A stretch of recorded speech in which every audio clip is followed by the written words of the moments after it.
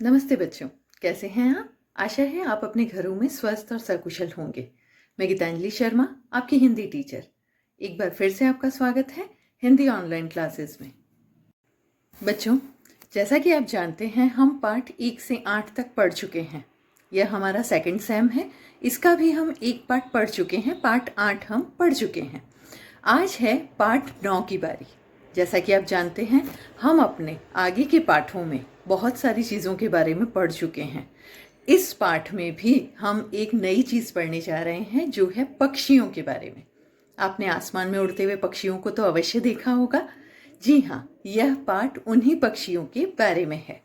चलिए आगे बढ़ने से पहले एक बार पाठ के ऊपर नज़र डालते हैं। आइए बच्चों, पक्षियों के बारे में कुछ और बातें जान लेते हैं। यह चित्र है कौए का, जिसे इंग्लिश में क्रो कहा जाता है। आपने यह पक्षी अवश्य देखा होगा। यह काले रंग का पक्षी होता है। कबूतर, बच्चों आपने अपने घरों के आसपास इस पक्षी को अवश्य देखा होगा। यह ग्रे कलर का पक्षी है। तोता, तोता ज्यादातर हरे कलर में दिखाई देता है, लेकिन इसे कई रंगों में पाया जाता है। अगला चित्र है कोयल का, जिसे कुकू कहा जाता है।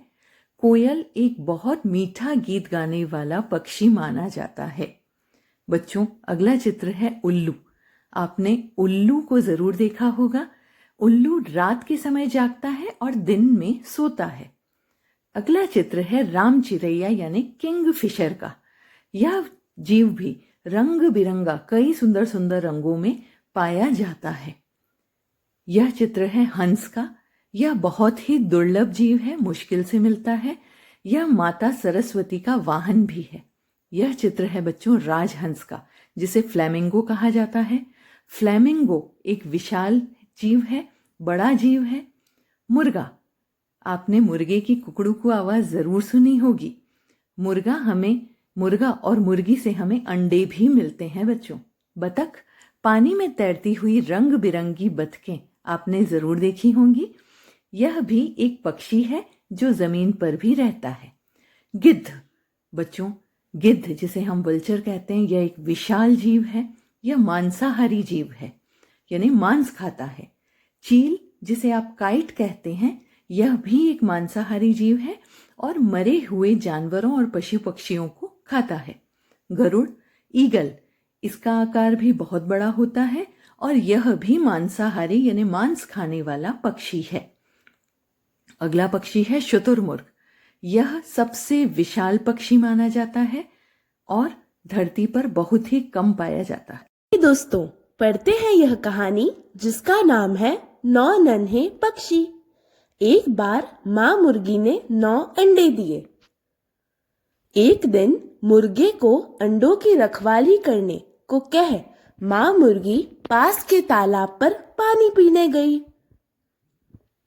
तभी तेज आंधी आने लगी। उनका घोंसला टूट गया। 8 अंडे नीचे लुढ़ककर टूट गए। घोंसले में सिर्फ एक अंडा बचा। पिता मुर्गा उदास हो गया। तभी उसे एक बात सूझी। वह जंगल में गया और अलग अलग रंग रूप के 8 अंडे ले आया। फिर अंडों को घोंसलों में सजाकर रख दिया। दिन बीते, अंडों में से बच्चे निकलने लगे। उनका रंग रूप अलग था, उनकी आवाज भी अलग थी। एक दिन माँ मुर्गी और पिता मुर्गा अपने परिवार को पहली बार बाहर ले गए। वे एक तालाब के पास पहुंचे। कैक कैक की आवाज करते हुए 9 में से 2 बच्चे तालाब में उतरकर तैरने लगे। वे बतख के बच्चे थे। तभी कुछ कांव कांव करने लगे। उनमें से लंबी चोंच और काले रंग वाला बच्चा उधर ही उड़ चला। वह कौवे का बच्चा था।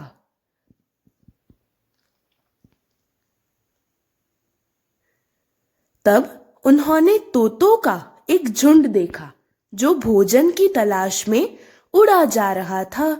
हरे रंग के पंखों और लाल चोंच वाला बच्चा उनके साथ हो लिया।